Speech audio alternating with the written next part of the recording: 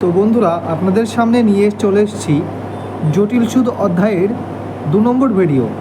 এর আগে আমরা জটিল সুদ অধ্যায় সম্পর্কে বেসিক কনসেপ্ট নিয়ে আলোচনা করেছিলাম।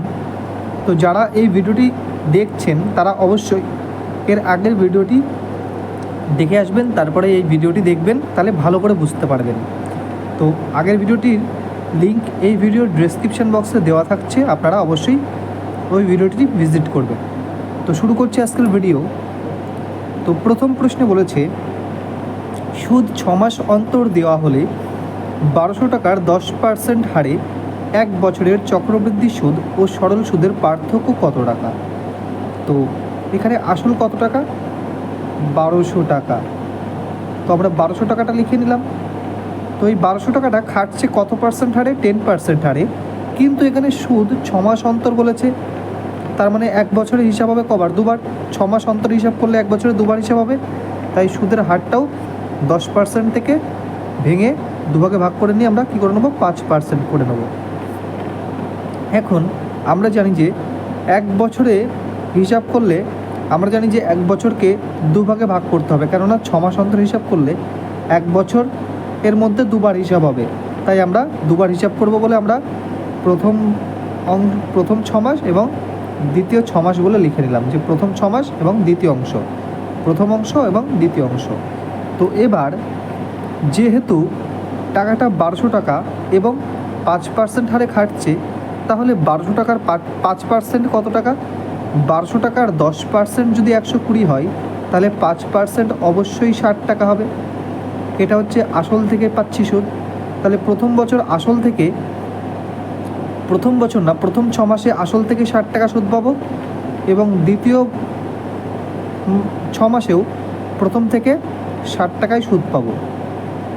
এবার প্রথম মাসে যেই 60 টাকা সুদটা পেয়েছি, প্রথম মাসে যেই 60 টাকা সুদটা পেয়েছি, এই 60 টাকার উপরে আর একটা সুদ আমরা কিন্তু দ্বিতীয় অংশে গিয়ে পাবো, অর্থাৎ এখানে গিয়ে পাবো। তো কত টাকা পাবো? এই যে 60 টাকা, এই যে 60 টাকা, এটা তো পড়ে থাকছে পরবর্তী 6 মাসের জন্য, তাই না? তাহলে এই 60 টাকারই 5%, তাহলে 60 টাকার 5% কত? 60 টাকার 10% যদি 6 টাকা হয়, তাহলে 5% হবে 3 টাকা, অর্থাৎ 3 টাকা পাবো দ্বিতীয় বছরে গিয়ে। এখন আমরা যদি এখান দিয়ে একটা দাগ টানি, তাহলে ডান দিকে যা দেখতে পাই সেটাই হচ্ছে সরল সুদ আর জটিল সুদের পার্থক্য। তো এখানে যেহেতু শুধু 3 দেখতে পাচ্ছি, তাহলে সরল সুদ ও জটিল সুদের পার্থক্য হয়ে যাবে 3 টাকা। তাহলে এই প্রশ্নের উত্তর হবে 3 টাকা, মানে অপশান বি। পরবর্তী প্রশ্নে বলেছে, 6 মাস অন্তর সুদ দেওয়া হলে বার্ষিক 6% হারে 3300 টাকা কত বছরের চক্রবৃদ্ধি সুদে আসলে 3399 টাকা হয়ে যাবে? তো দেখুন, শুরুতে এখানে বলেছে 6 মাস অন্তর সুদ দিচ্ছে, তাই না?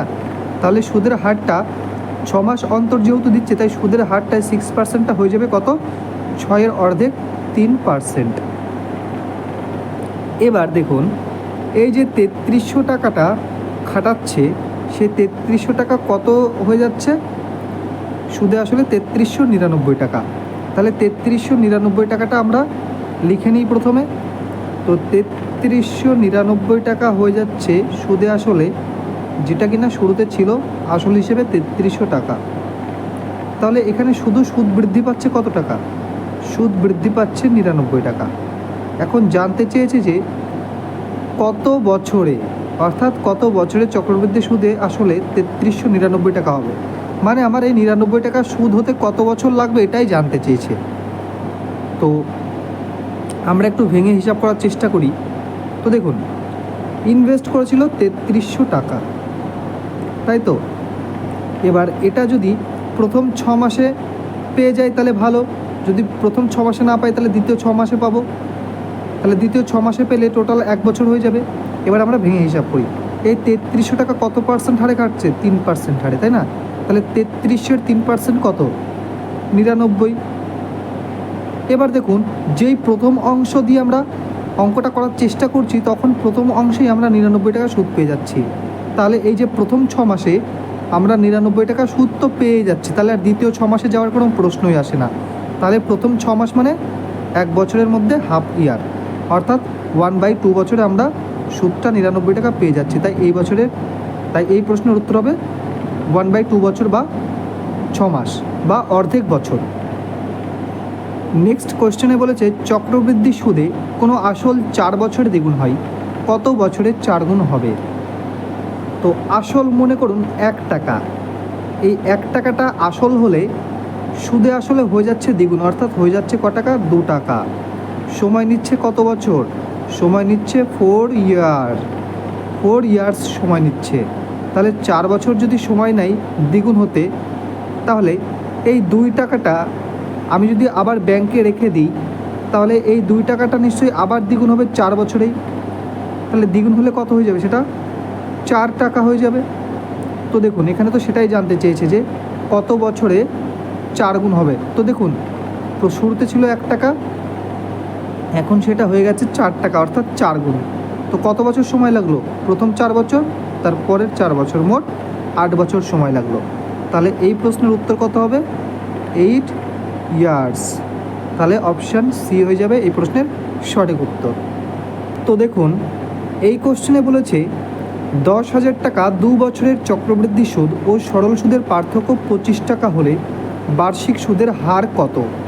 তো 2 বছরের যদি অঙ্কটা চক্রবৃদ্ধি সুদের অঙ্ক করি 2 বছরের, তাহলে তার স্ট্রাকচারটা কেমন আঁকতে হবে আমার? এই যে যেমন এঁকেছি এরকম একটা স্ট্রাকচারটা তৈরি হবে।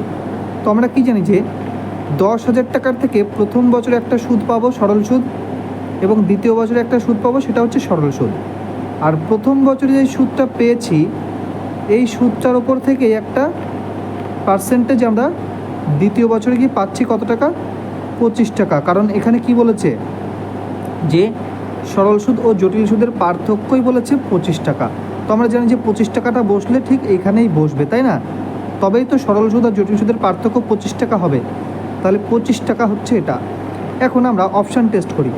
তাহলে 10,000 টাকার 5% কত টাকা? না 500 টাকা। তাহলে এই 500 টাকারও 5% হতে হবে 25 টাকা। তাহলে 500 টাকার 5% কি 25 টাকা হচ্ছে? 500 টাকার 5% মানে এই শূন্য এই শূন্য এই শূন্য এই শূন্য কাটা, তাহলে 5 5-এ 25 টাকাই হচ্ছে। তার মানে আমার এই অঙ্কটা 5% নিয়ে করলে সঠিক হচ্ছে। তাহলে এখানে 5% হয়ে যাবে সঠিক উত্তর। তো এই প্রশ্নে বলেছে কত টাকার 10% হারে 3 বছরের চক্রবৃদ্ধি সুদ ও সরল সুদ এর পার্থক্য 93 টাকা হবে। তো কত টাকা সেটা তো আমি জানি না, ধরি সেই টাকাটা হচ্ছে 1,000 টাকা, বা আপনি 100 টাকাও নিতে পারেন, যে প্রিন্সিপাল 100 টাকা। তাহলে এটা যদি 3 বছর খাটে, তো এটা 100 টাকা না নিয়ে 1000 টাকা নিলে বেটার হয়। কারণ কি? কারণ দশমিকটা কম আসবে। তাহলে 1,000 টাকা ধরি আসল, তাহলে সুদের হার যেহেতু 10%, তাহলে 3 বছরে কেমন সুদ হবে দেখি আগে। প্রথম বছর, দ্বিতীয় বছর, তৃতীয় বছর। তাহলে 1,000 টাকার 10% মানে 100 টাকা করে প্রত্যেক বছর সুদ পাবো। এটা কিন্তু কনফার্ম যে সরল সুদ হিসেবে প্রত্যেক বছরই 100 টাকা করে পাবো। এবার প্রথম বছর যে 100 টাকা সুদ পেয়েছি তার উপরে কিন্তু একটা 10% পরবর্তী 2 বছর পাবো, অর্থাৎ 10 টাকা এবং 10 টাকা। এবার দ্বিতীয় বছরে গিয়ে দেখছি যে সুদটা কত হয়ে গেছে? 110 টাকা। তাহলে 110 টাকার একটা 10% সুদ, এই 110 টাকার একটা 10% সুদ অর্থাৎ 11 টাকা কিন্তু আমি তৃতীয় বছর গিয়ে পাবো। এবার তৃতীয় বছরে যে চলে এসছে এখানে হিসাব শেষ। এবার আমরা জানি যে সরল সুদ আর জটিল সুদের পার্থক্য ডান দিকে যা দেখতে পাই তাই হবে। তাহলে ডান দিকে কি দেখতে পাচ্ছি? 10 10 আর 10 20, 20 আর 11 31, অর্থাৎ 31 জটিল সুদ ও সরল সুদের পার্থক্য। কিন্তু অরিজিনালি জটিল সুদ আর সরল সুদের পার্থক্য কত বলেছে? 93। তাহলে আমরা বলতে পারি যে এই 31 মানেই হচ্ছে 93। তো আসল কত? তো আসল আমি কত ধরেছিলাম? 1,000। তাহলে 1,000 মানে কত? তো এটা কাটলে কত হয়? 3 আর 3 1,000-এ 3,000। তাহলে আসল টাকা কত হয়ে যাচ্ছে? না 3,000, অর্থাৎ অপশান সি হয়ে যাবে এই প্রশ্নের সঠিক উত্তর।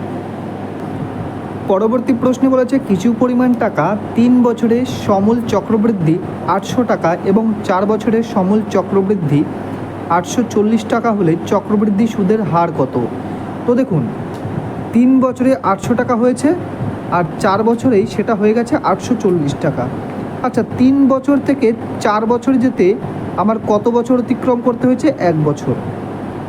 আর 800 টাকা থেকে হয়ে গেছে 840 টাকা, তাহলে সুদটা কত বেড়েছে না 40 টাকা। তাহলে আমরা বলতে পারি না যে এক বছরে এই 40 টাকাটা বৃদ্ধি পেয়েছে।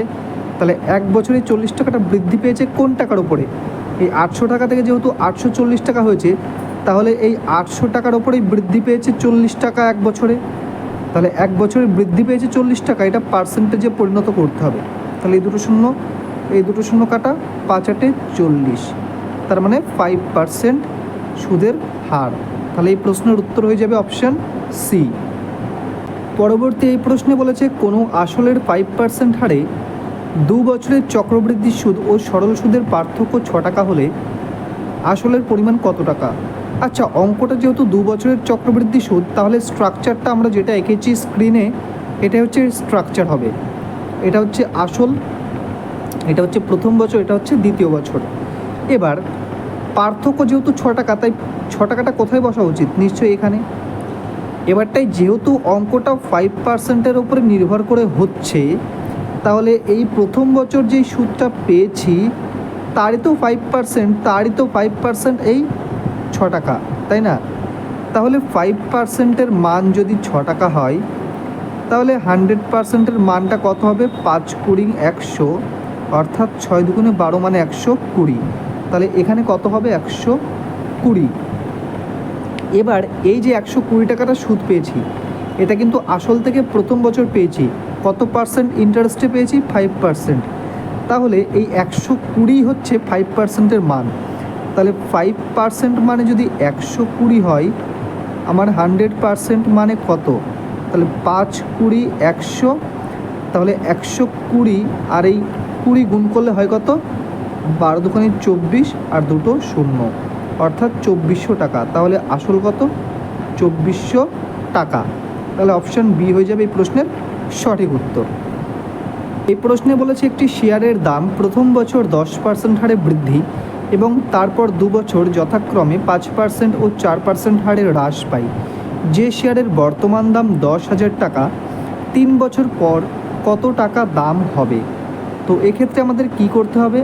তো এক্ষেত্রে সবার প্রথমে যেই বর্তমান দামটা সেটা আমরা লিখে নিতে হবে আমাদের। তাহলে 10,000 টাকা যেহেতু বর্তমান দাম, তাই 10,000 টাকাটা আমরা লিখে নিলাম। এবার এর সাথে গুণ দেব। কি গুণ দেব? এই যে প্রথম বছর 10% হারে কী করছে? বৃদ্ধি পাচ্ছে। তো তাহলে বৃদ্ধি পাচ্ছে মানে কি? 10% বৃদ্ধি পাচ্ছে মানে 100% থেকে হয়ে যাচ্ছে 110%। তার পরবর্তী বছর কি হচ্ছে? 5% কি হ্রাস। তাহলে 100% থাকলে 5% হ্রাস পেয়ে হয়ে যাচ্ছে 95%। তার পরবর্তী বছর কি হচ্ছে? 4% আবার হ্রাস, অর্থাৎ যদি 100% থাকে হয়ে যাচ্ছে 96%। ব্যাস, এটুকু যদি আমরা ক্যালকুলেশন করতে পারি আমরা উত্তর পেয়ে যাব। তো এখানকার 4টে শূন্য আর এখানকার 4টে শূন্য কেটে দিলাম, এখানকার একটা শূন্য এখানকার একটা শূন্য কাটলাম। এবার 95 আর 96 গুণ করলে হবে আপনার, ওপরে আছে 11 ইন্টু 95 আর 96 গুণ করলে হবে 9120, বাই কত আছে? বাই আছে 10। তো 10, এই 0 0 কেটে দিলে 11 আর 912 গুণ করলে হয় 10,032। তাহলে 10,032 হয়ে যাচ্ছে 3 বছর পরে এর দাম। তাহলে 3 বছর পরে এর দাম হবে 10,032। তাই অপশান বি হয়ে যাবে এই প্রশ্নের সঠিক উত্তর। খুবই গুরুত্বপূর্ণ একটি অঙ্ক। কোনো আসলের বার্ষিক 20% চক্রবৃদ্ধি হারে 2 বছরের সুদ 6 মাস অন্তর এবং 1 বছর হিসাবে করা হলে সুদের পার্থক্য 482 টাকা হয়। আসলের পরিমাণ কত? অঙ্কটা যে পড়ে বুঝতে পারবে না সে করতে পারবে না, কিন্তু অঙ্কটা পড়ার মধ্যে সব কিছু। দেখুন, বলেছে কোনো আসল 20% চক্রবৃদ্ধি হারে 2 বছরের হিসাব করতে বলেছে, কিন্তু 6 মাস অন্তর হিসাব হবে। তাহলে যদি আসল টাকাটা যদি আমরা 1,000 টাকা ধরি, আসল টাকাটা 1,000 ধরলে আমাদের প্রথম বছর, প্রথমবার, দ্বিতীয়বার, তৃতীয়বার এবং চতুর্থবার হিসাব হবে। 6 মাস অন্তর অন্তর 4বার হিসাব হবে, যেহেতু 2 বছরের হিসাব করতে বলেছে। এবার যেহেতু হিসাবটা 6 মাস অন্তর, তাই 2 বছরে 4বার হিসাব হবে এবং 20% চক্রবৃদ্ধি সুদটা হয়ে যাবে 10%। কেননা 6 মাস অন্তর হিসাব করতে হচ্ছে মানে কি, বছরের পার্সেন্টেজটাও 2 ভাগে ভাগ হয়ে যাবে 10%। এবার দেখুন 1000 টাকার 10% মানে কত? 1000 টাকার 10% মানে 100 টাকা, তাহলে প্রত্যেক বছর 100 টাকা করে পাবো। তাহলে এগুলো সব পেলাম সরল সুদ। এবার আমরা পাবো সুদের সুদ। এবার প্রথম বছর যে 100 টাকাটা সুদ হিসেবে পেয়েছি, এই টাকাটা পরবর্তী কত বছরের জন্য পাবো? আবার পরবর্তী 3 বছরের জন্য 10% হারে, অর্থাৎ 10 টাকা, 10 টাকা এবং 10 টাকা। এবার দ্বিতীয় বছরে যে সুদটা হয়েছে 110, তার একটা 10% আমরা তৃতীয় বছরে ও চতুর্থ বছরে পাবো। তাহলে 110 টাকার 10% কত? না 11 টাকা এবং 11 টাকা। এবার তৃতীয় বছর যে সুদটা পেয়েছি তার একটা 10% কিন্তু চতুর্থ বছরে গিয়ে পাবো। 100 প্লাস 10 মানে 110 প্লাস 11 মানে 121। তো 121 টাকার 10% কত? 12 টাকা 10 পয়সা। তো এবার আমরা এগুলো হিসাব করি। তো সরল সুদ হিসাব করব না, আমরা শুধু সুদের সুদ, জটিল সুদ হিসাব করি। তো দেখুন, এই যে এখানে 40 টাকা, এখানে 30 টাকা হয়েছে, প্লাস 11 22 টাকা, প্লাস এখানে হচ্ছে 12 টাকা 10 পয়সা। তো টোটাল কত হচ্ছে? তো টোটাল হচ্ছে আমাদের 30 টাকা আর 22 টাকা 52 টাকা, 52 টাকা আর 12 টাকা 64 টাকা 10 পয়সা। অর্থাৎ এখানে হচ্ছে 64 টাকা 10 পয়সা সুদের সুদ। এটুকু বোঝাতে পারলাম, ব্যাস এটুকু আমাদের নোট করে নিতে হবে, যেটা প্রথম ক্ষেত্রে পেলাম। এবার আমাদের দ্বিতীয় ক্ষেত্রে হিসাব করব, যে এই 1000 টাকাটাই যদি 2 বছরের জন্য খাটতো, কিন্তু সেটা যদি 6 মাস অন্তর হিসাব না করে 1 বছর অন্তর হিসাব করতাম, তাহলে কেমন হতো? তো 1 বছর অন্তর হিসাব করলে 20%টা 20%ই থেকে যাবে। তো 20%টা 20%ই থেকে যাবে। এবার 1000 টাকার 20% প্রথম বছর পাবো কত টাকা? প্রথম বছর পাবো 200 টাকা এবং দ্বিতীয় বছরও পাবো 200 টাকা। আর প্রথম বছর যেই, আচ্ছা 2 বছর লেখা হয়ে গেছে তাই আর বেশি গেলাম না। তাহলে 200 টাকার 20% তো আবার দ্বিতীয় বছরে গিয়ে পাবো না। তো 200 টাকার 20% কত? 200 টাকার 20% না 40 টাকা। তাহলে আমরা 40 টাকা লিখলাম। তো এখান থেকে আমরা সুদের সুদ কত পাচ্ছি? শুধু 40 টাকা। আর এখানে কত পেয়েছিলাম? 64 টাকা 10 পয়সা। তাহলে এখানে কত পার্থক্য হচ্ছে? 64 টাকা 10 পয়সার থেকে এই 40 টাকা বাদ দিলে আমরা পার্থক্য কত পাই? 4 কত হলে 6 2 দশমিক 1, অর্থাৎ 24.1 আমরা পার্থক্য পাচ্ছি। কিন্তু অরিজিনাল পার্থক্য বলে দিয়েছে কত? 482। তাহলে 24.1 মানেই বলেছে 482। আর আমার জানতে চেয়েছে যে আসলের পরিমাণ কত। তো আসলে আমি 2 জায়গায় কত ধরেছিলাম? 1000। তো 1000 মানে কত? ইন্টু 1000। এবার এই দশমিক তুলে পাশে একটা শূন্য দিয়ে নিলাম, আর এটা কাটলে হয় 2। তাহলে অ্যান্সার রূপে পেয়ে যাচ্ছি 2, তার পাশে মোট 4টি শূন্য। তাহলে 20,000 টাকা আসল। তাহলে অপশান ডি হয়ে যাবে এই প্রশ্নের সঠিক উত্তর। তো অঙ্কটা পড়ার মধ্যে সব কিছু ছিল, এমন কোনো কঠিন না অঙ্কটা। তো আপনারা যদি বুঝতে পারেন খুব ভালো কথা, না হলে আরেকটু রিমাইন্ড করে দেখে নেবেন। আর ভিডিওগুলো যদি খুবই ইম্পর্টেন্ট মনে হয় অবশ্যই চ্যানেলটিকে সাবস্ক্রাইব করবেন, ভিডিওটি লাইক করবেন, কমেন্ট করবেন, আর ভিডিওটি অবশ্যই বন্ধুদের মাঝে শেয়ার করবেন। এরকম ভিডিও পেতে গেলে অবশ্যই কমেন্ট করে আরও জানান যে দাদা এরকম ভিডিও আরও দিন। ধন্যবাদ।